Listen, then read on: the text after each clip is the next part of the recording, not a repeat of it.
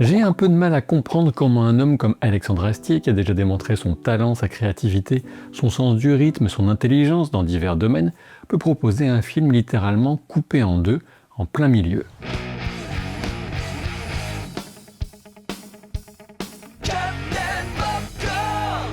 Cette critique de Kaamelott partie 2 premier volet commence d'abord sans spoiler avec des illustrations tirées des bandes annonces. Je suis donc sorti déçu par ce film, d'autant plus déçu que mes attentes étaient plus élevées que pour le premier en réalité. Pour commencer au niveau formel, esthétiquement si vous préférez, ce deuxième volet est meilleur que le premier. On retrouve aussi des dialogues qui font mouche à de nombreuses reprises, particulièrement au début, ou du moins pour certains personnages.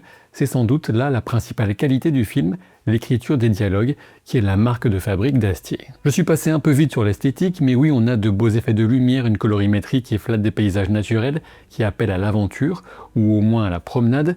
Les costumes sont certes extravagants, mais parfaitement adaptés à la tonalité, du moins je le trouve. Tout cet aspect est donc une franche réussite, de même que la musique, qui épouse l'intention de chaque scène, un langage qu'Astier maîtrise aussi bien que ses réparties taillées sur mesure. Seulement voilà, il est difficile de faire tenir un film sur l'esthétique et la musique, que ce soit celle des mots ou celle des notes, quand la structure narrative est partie aux fraises. C'est frustrant car on perçoit un potentiel, on a des éléments encourageants, mais on ne peut pas décemment proposer un film de 2h19 de mise en place et de promesses sans aboutir à quoi que ce soit, en laissant tout en suspens pendant un an. En effet, il y a un équilibre à trouver entre créer un peu de frustration et beaucoup d'attente pour la seconde partie, et littéralement saccager un film en le coupant en plein milieu, en se disant qu'on en a fait assez pour que les spectateurs se contentent d'une mise en place interminable avec des enjeux ressassés depuis des années. On trouve là sans doute les limites de la méthode Astier qui souligne combien il est essentiel pour lui de contrôler personnellement tout ce qui se rapporte au rythme, ce qui inclut bien évidemment dialogue et musique, mais aussi montage et narration tout simplement. Personne d'autre que lui n'a la main sur ces aspects de son œuvre et je suppose que personne non plus n'est en mesure de lui faire entendre raison quand il propose un montage aussi mou et à propos qui se perd encore entre trop de personnages et surtout les nouveaux qui manquent souvent de caractérisation et de capacité à impliquer pleinement le spectateur dans l'histoire. Alors c'est vrai, le film remonte en intérêt quand on suit des personnages très établis, qu'on a plaisir à retrouver comme Arthur, Caradoc, la Dame du Lac ou encore Merlin dans une certaine mesure. Dame Célie, Léo Dagan sont toujours aussi savoureux, avec des dialogues parmi les meilleurs et les mieux servis. Je trouve Bohort certes égal à lui-même, mais au final peu exploité ou sous-exploité alors qu'il a un grand potentiel comique comme on le sait. L'absence de Franck Pittiot qui a fait tellement parler se fait certes ressentir, mais avec ou sans lui cela ne change pas fondamentalement la physionomie du film. Ce qui ne fonctionne pas n'aurait pas mieux fonctionné avec lui. On peut souligner au passage que Franck Pittiot s'est exprimé dans une interview et qu'il explique que c'est un différent artistique sur l'évolution du personnage de Perceval bien sûr, qui fait qu'il a choisi de décliner pour cette fois l'invitation. Dans le cas de Lancelot, c'est plus compliqué, on retrouve pleinement le personnage et sa bonne interprétation, mais trop de stagnation et encore une fois l'impression d'une mise en place de 2h19. Parmi les personnages introduits dans le premier film, ceux qui s'en sortent le mieux ici sont clairement Alzagar, joué par Guillaume Gallienne, et Quarto par Clovis Cornillac. Ils forment un trio assez réjouissant avec Redouane Bougueraba, et c'est le seul groupe qui a une intrigue un peu complète et donc satisfaisante dans ce film. Parmi les personnages totalement nouveaux introduits dans ce KV2, ceux qui ressortent le mieux sont Conde le Fameux, incarné avec beaucoup de métier par Daniel Mesguich, Gérant joué par Moguise et Gofanan joué par Thomas VDB. Conde est un bel ajout à l'univers qui apporte un peu de crédit à l'aspect fantasy, sans forcément trop dépareiller sur l'humour, qui se fait souvent à ses dépens. Son costume est marquant, il participe à rendre le début du film si prometteur. Les deux autres nouveaux personnages cités, Gérant et Gofanan, sont très rapidement mieux caractérisés, plus drôles, plus crédibles et plus attachants à leur manière que les jeunes introduits dans KV1 et dont on n'a encore et toujours strictement rien à foutre dans ce volet 2. On peut y ajouter Silas que j'évoquais juste avant, joué par Redouane Bougueraba donc, qui est moins fin que Gérant ou Gofanan, si on peut parler de finesse pour de si petits rôles, mais qui fonctionne quand même assez bien. Car oui, le film compte trop de personnages, comme je le disais, il dilapide ses forces et surtout il ne parvient que rarement à donner de l'épaisseur, des accroches poussant naturellement le spectateur à s'investir dans l'histoire. Par exemple, l'intérêt retombe fortement dès qu'on retrouve le groupe de 4 jeunes personnages, dont il est presque impossible de mémoriser les noms, ce qu'on voit interagir dans la bande-annonce avec la femme en manteau de fourrure dans un paysage glacial. Comme on pouvait le deviner, le film mise beaucoup sur la thématique de l'appel à l'aventure. Et c'est une excellente idée de base.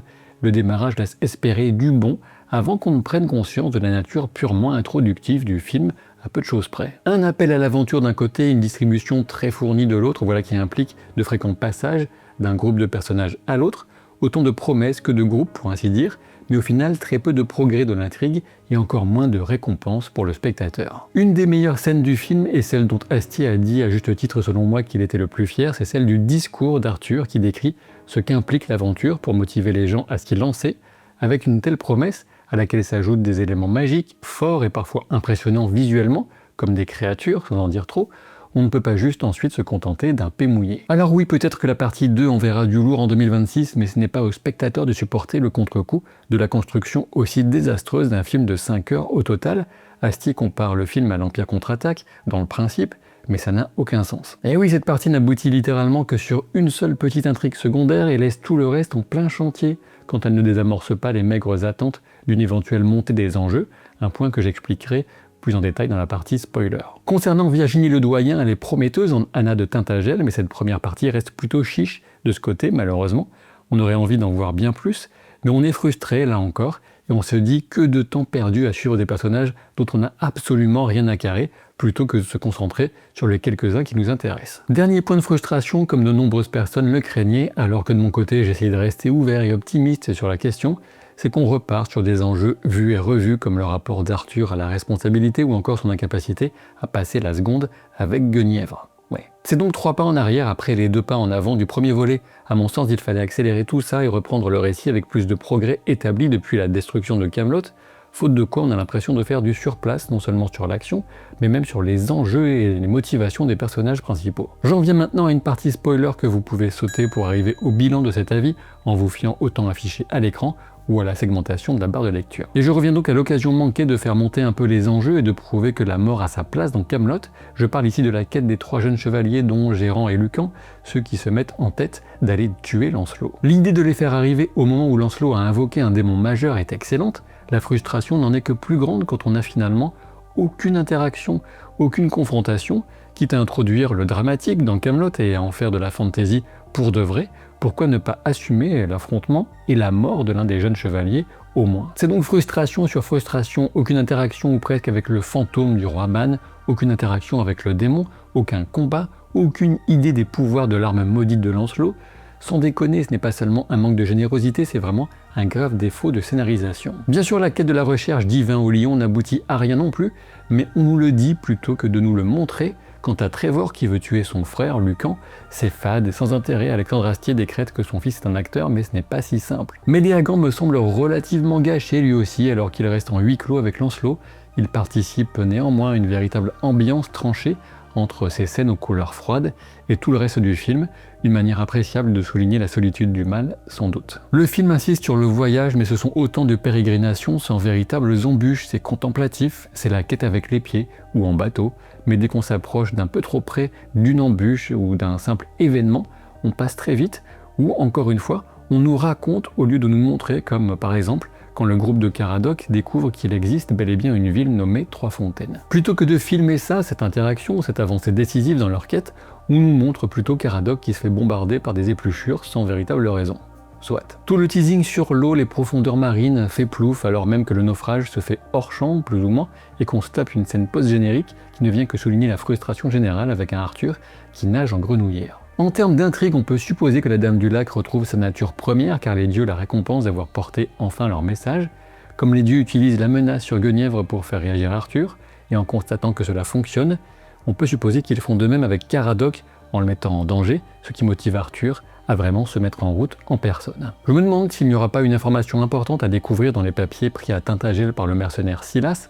Quoi qu'il en soit, la prédiction des dieux quant à l'assassin du roi semble justement prendre des allures d'une prophétie autoréalisatrice en mettant en mouvement l'engrenage de la vengeance d'Anna de Tintagel. Or donc, ce Camelot volet 2 partie 1 propose quelques scènes drôles, une belle esthétique, une promesse d'aventure qu'on ne demande qu'à embrasser, tout ça avant de se perdre dans les pérégrinations sans intérêt de quelques personnages manquant d'épaisseur, au détriment de figures établies ou de nouveaux qui méritaient plus de développement encore. Le film s'éparpille, promet sans jamais que rien n'aboutisse, mis à part une certaine mission d'espionnage qui reste un point réjouissant du film, justement parce qu'on a enfin une récompense. Des éléments sont introduits, mais restent inutilisés ou donnent l'impression d'un tout ça pour ça. En imaginant un film de 5 heures coupé en deux plutôt que de penser au plaisir du spectateur film par film, Astier se tire un carreau dans le pied et risque de perdre encore plus ceux qui restaient fidèles à sa vision après un premier film en demi-teinte, mais qui avaient au moins le mérite d'avoir un début, un milieu et une fin. Des aventuriers sans aventure, ce ne sont jamais que des compagnons de marche qui papotent, et souvent dans le vide. Il faudrait peut-être sérieusement penser à introduire un regard extérieur capable de corriger le tir, notamment au montage, mais apparemment, ce n'est pas le genre de la maison.